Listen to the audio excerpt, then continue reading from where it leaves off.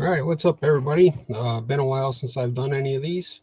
Probably going to be doing a whole bunch more of them here really soon as I move forward with more of the tire stuff and showing inserts, tires, a much better method of gluing and making our tires run true, both fronts and rears. It's the method that I'm using on all of our pre-mounts. Um, I apologize for being late on this. My wife's been sick. I'm pretty sure my daughter just broke her hand playing hockey today. So I'm really behind the ball on a lot of things. Going through and QCing all the Gen2s that came in that are being sent out to some dealers and some drivers for testing. Um, I've had a bunch of questions, and I didn't want to push a lot of this stuff out until I was more sure of what we had. And I'll be honest, I didn't want to really teach everybody everything that we've kind of learned regarding the tire development and the methodology that I've done to develop these. So um, I know we had trouble last year with the belts breaking with our original tires. Um, we did switch to the V4 belt, which made them quite a bit stronger. Um, However, I do feel like some of the other tweaks that we had made to the tire possibly lost us a little bit of performance with the added durability. But overall, I think we kind of solved that issue, and it allowed me to do a bunch of testing. So I'm actually going to share with you one of the things that we learned with our tire, and I believe every tire does it. It's just at different RPMs. Um, so this was just the first mock-up. I actually made a lot better testing setup for doing this that I'm not going to share because everybody else can figure out how to do this themselves. But when you start to spin up these tires, so right here, if you back this back down, see, so this was a V4 on a narrow rim. And this is right around 70 miles an hour at this point. I did have tachometer and was measuring everything, yada, yada, yada. Um, Once we started spinning up higher, you can see the tire flatten out quite a bit. You can see these corners start to sharpen up. And this was right around 72 to 75 mile an hour wheel speed. So as you start going higher, that's about right about there is about 80 or so.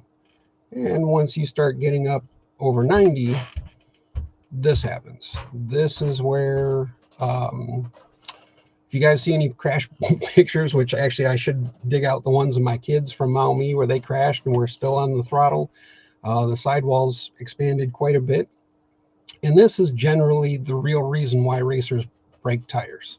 If you spin a tire, say 80, 90, 100 feet out, um, the tire, the diff will unload or the car will unload and the tire spikes to this.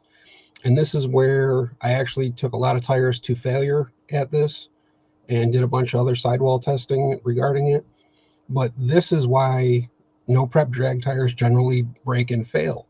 And it's not actually the belt just snapping across. What actually happens is the tire ends up expanding on the sidewall. It pulls the rubber actually from the edge of the belt, and then they end up getting what I call like micro tears. We saw it with our original tires. We didn't really see it with our V4s, um, but it was very evident with the original tires. And the sidewall expansion like this is a key reason why I believe a lot of the guys have gone to wide rims and really trying to stretch everything to control the sidewall growth. So this was a big area that we focused on with the V4, or excuse me, with the Gen 2 tire, was fixing all the area around the mounting bead, the sidewall growth, and using the overall design of the tire to really improve this, this crazy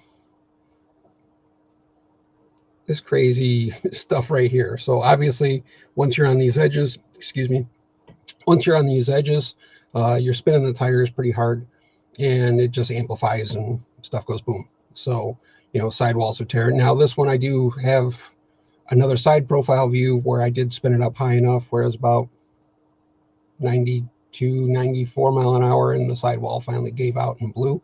It didn't come unglued, it actually tore. So there's only so much that this can hold. So that is one of the things I wanted to show right away on that. Now, with a V4 or our original tire, this was the profile.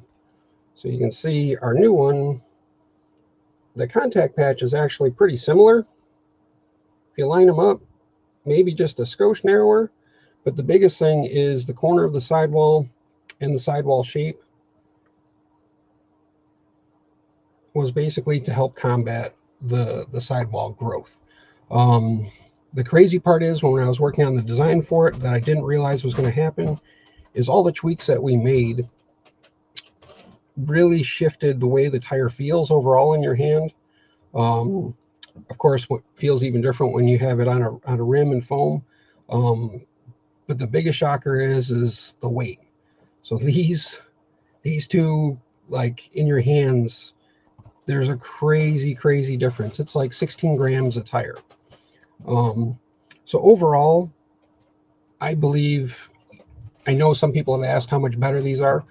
Just from an overall design standpoint, especially for the prep tire, with as sticky as the tracks are getting, and you know, guys putting 3, 4, 5 coats of prep on their tires, these will definitely handle the 100-mile-an-hour passes, and they will also get off, I feel, get off the line better, being a little bit skinnied up the way they are. And the sidewalls will definitely hold the loads. Actually, Chad from CJC, our Canadian buddy, went down to Miami, and he told me he probably made his fastest hit ever and crashed and shut down and put his car like 30 feet in the air. And he wouldn't tell me exactly the RPM that he spiked to, but it was pretty high. So being the fact that he did that, he didn't break a tire, and he was able to still run some more on them, gave me a good bit of confidence that that in that respect, the sidewall redesign and what we've changed in that respect is the correct way to go. The other thing that has changed is the compounds. So we released a white compound to test right before Maumee, and it was mainly meant for prep. Some guys have run it on dry tires, and it's been really good also. The crazy part is putting it into this tire carcass, this mold, it feels even crazier. So we've actually had to tweak it a little bit further. However, the biggest thing that we noticed with it is it naturally adheres to prep a lot better. So like the pre-prep that we developed for the green and yellow and blue compounds that we originally released that were more turn car rubber based, that's no longer needed. The typical conditioners, cleaning products, you know, all that kind of good stuff, naphtha, etc., they all work with these very well. So we don't have any, you know, trouble, especially in hot temperatures. All that's gone with these. Also, we are going to release that stuff right there. It's something I've been playing with that works extremely well as a tire cleaner. And basically what I was looking for was something for when I was doing all the pre-mounts that we sell. Just something so I'm not spraying a bunch of, you know, brake cleaner or acetone or all that stuff in the house all the time. So I just used some different things and was testing super glues, and by far that was the best thing that we had for cleaning and preparing tires before we ran. It also makes them feel really good. So I would be really curious for some guys to try that on dry tire racing. It's, you know, non-toxic, non-flammable, blah, blah, blah, all that good stuff. So it's much healthier. My wife approves of me using it to clean tires for pre-mounting. You know, so for the ones that we sell for the site. So overall, it's pretty good. I'm actually going to send some out with some of the sample tires to racers and some of our dealers to give it a try. So I just had to finish making the bottle labels. Let's see what else. They are still equal bead, same both sides. So they still use our rims. We do have the narrow rims, and I suggest these with the double stuff foam. You can run these on wide, and the full width Accelerate foams do go in them. They're definitely just a little snug. So if you ordered those and you're going to use them, which I don't think there's anything wrong with, but I do suggest taking some scissors and kind of putting a, I don't think I have one done. But just taking them and putting the chamfer on the edge on the inside and on the outside just makes it a little bit easier to get the tire set in the beads a little bit easier. I'll go into that more in a mounting video at another time. So currently these tires that I have are actually out of the production mold. So we have white, pink, and purple. This purple is not the same purple that we released. This is a totally new compound of these three. So I kind of give you an idea, like, you know, they're a good progression of each hardness. So the other thing we added, I think you can see it, is a little chamfered edge there, just so it's a little bit easier to have a nice professional looking glue bead. Nothing too crazy. Let's see what else. That's really pretty much it. These sample tires don't have the sidewall writing in them yet. That's actually being done at the factory right now. But these are out of the production mold with everything that's going to be used for production. I've got about 13 pair of each compound that are all already allocated, so please don't ping me asking me for any of these tires. They are already, I have my list, I already have my names. A few went out today, more will go out tomorrow. We do have some drivers that are going to be running for us now. I'd like to thank Mr. Bozanic and Mr. Cook for sticking with me through all the stuff last year. There's a couple other guys as well, but you know, I really appreciate all their help. You know, them looking out for me on social media and that stuff. So I appreciate you guys. I'm definitely going to have some posts on the company page here soon. With them, I got to figure out about building a page on our website for the team guys and giving them some props for all the help. We also will be having some new people join that have tested some of the other tires that are really happy with them and impressed. So once they get these and confirm some of that stuff, we'll announce them also as well.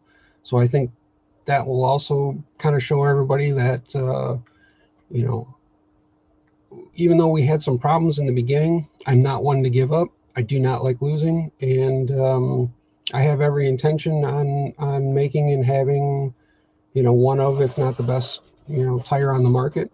And I'm not giving up until we have that. So if anybody thinks I was just going to show up and do this and fail and leave, sorry, that's not happening. So I also want to thank Rob and Jay, and congrats to Cam on his win at SoFlo. You see my car is sitting right there, and actually I got another one underneath the table. I am going to get those built, and actually with everything I have going on, I might actually build those next weekend when we're at a hockey tournament out in Erie, Pennsylvania. So I might set up the cameras and record some of that stuff there and post it, but I will be racing for Custom Works this year, as well as with the kids. I will be at King of the Streets again this year. I have full intentions on having a much better showing with our products there. So feel free to stop by and talk to us and check things out. And otherwise, anybody has any questions or anything you want me to answer, you know, by all means, let me know, and I will definitely answer them. Like I said, this is kind of the start of me getting back to doing some of the videos and everything, and I want to do a lot more. So we're kind of in my area that we've totally overgrown with 3D printers down here right now. If you look back on my Facebook feed, I had some nice pictures of my basement being redone. It's not nice anymore, as you see. It's boxes and mess everywhere. So we're actually working on a whole nother area of the house up here that will kind of move all the computers and all that stuff. So this whole background behind me is going to change quite a bit. And the girls will have better work area for their drawing and work that they're doing with their 3D prints. So we have a ton of stuff we want to do, and this whole Gen2 project has been, in my opinion, the big kickoff to everything that we're about to get started with. So it's been awesome. Also want to give a shout out to Eddie O from Team Brood, and these are ridiculous. They can sound kind of crazy, but we're going to get these out to some people to test the rears. The fronts have already been run and tested. So far, no complaints. That's usually how this goes. Sometimes if there's problems, I hear back, and if I don't, well, everything must be okay. So, you know, no one's blown me or Team Brood up online about them. Also, shout out to Bad Racing and John Martin for everything he's done for us with the aluminum fronts. He also has the rears. The gold rims and his new rim styles are ridiculous. Those are really cool. So if you haven't seen those yet, make sure to go check out Bad Racing. Other than that, I'm going to keep this one short because I'm tired and I got to wake up early for the day job tomorrow. So, but again, I really want to thank all the customers, racers, friends, family, everybody. This last year with the problems that we had was definitely probably some of the most humbling of my RC career. But besides that, also the health issues that I had with my sinuses and how sick I have been. It is very, very nice to be back and to be like feeling like I want to race. I want to be competitive. I have the energy and motivation to follow through with a lot of the things I'm doing. So again, thank you to everybody for the help, for the support, for just all of it. It's you know, as many bad things as there's been in the social media stuff that definitely gets you down at times.